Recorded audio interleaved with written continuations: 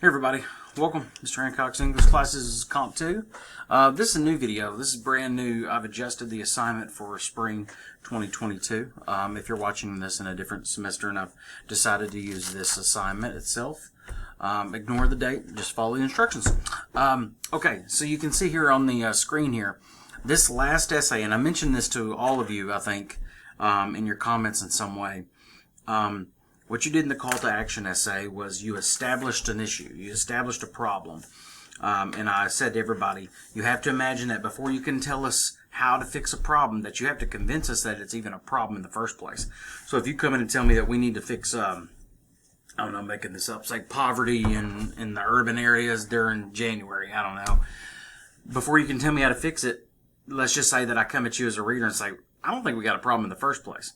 So you notice, so I'm shut down as a reader. You telling me how to fix something does you no good. You first have to convince your reader that you have a problem first. After you do that, then the reader will say to you, all right, yeah, we do have a problem. What can we do? That's what leads us now to the last essay for the semester. That's your proposal essay. So let's introduce this here. This is going to be 1,500 words minimum. Now I want you to understand that what you're essentially going to be doing is taking what you've done in the call to action, and you're going to be adding to it. Okay, so you're going to take the call to action part in the beginning, and then you're going to be adding more to the end of it there. So you're not starting from scratch with 1,500 words. Yes, you're going to have to adjust your introduction and your thesis to let us know that you're telling us, you're going to tell us, convince us of a problem and provide the solution, a proposed solution. And then same thing, wrap up the conclusion in the same way. 6 secondary sources. However, you are free to use the sources from your previous essay. The new sources from the call to action. The new sources need to be focused on things you can do and everything. All right. Due dates. No outline for this. Your rough draft's going to be due on the 1st of May, which is like 2 weeks from today. I believe you're getting this video. Double checking here. Yeah. About 2 weeks from here. I don't think that's a problem at all. And then you are going to turn in your final draft, your revised draft, by Friday, May 6th at 11:59. No late submissions accepted. Please understand. And remember, y'all, this is for spring 2022. If you're watching this at a different date, pay no attention to these dates here.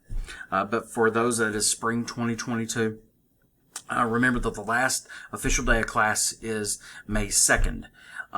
Then after that, the class is over. All that's left is final exam content. So your final exam and your final portfolio, all of that, see the final portfolio video and everything, all of that will be due on Friday the 6th at 11:59. Okay, I think that should cover it all. I'm not sure much more to say on that, except the main thing I can say here, and I'll have more content, structure, essay structure handout, and everything like that.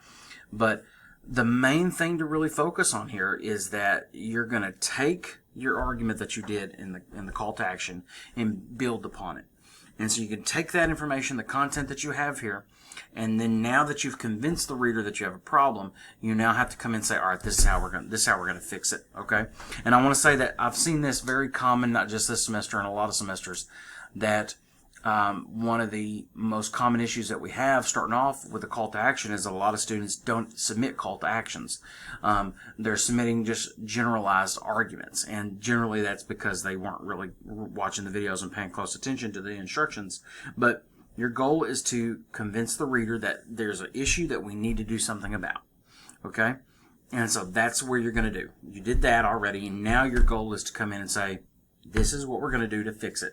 I'm going to propose to you how to do it. Almost think about it like you're working for a boss, and you come in and you first had to convince your boss, hey, we've got a problem. Now that you've convinced your boss that you have a problem, the boss is going to look at you and say, all right, then what do you propose to do about it? So now you have to come up with a plan on how to fix the problem. No, it may not have to be it doesn't necessarily have to be a plan on how to perfectly fix an issue 100% and make it disappear, but it's going to be improving it, maybe changing it completely. I don't know. That's up to you. You're the author here, so you tell us, all right? Otherwise, y'all, that's it. I think that's all I have to say about that. So, and now it's time to start working. Take a look at the handouts. If you don't see them, let me know. Take a look at the handouts, especially for the structure. But your goal now is to start looking for your sources. Start going, all right, how am I going to fix this problem? And find sources that support you, okay? Do they have to be perfect sources that give you perfect inline ideas on how to fix it? No, not at all. You may find something similar and say, you know what, this source here isn't necessarily in my area, but their technique is very similar to what I think will work. Great, you're the author. Tell us how that will help and support. Tell us how that gives you support in that way, all right? So, and I'll always say that one of the biggest issues a lot of students have when it comes to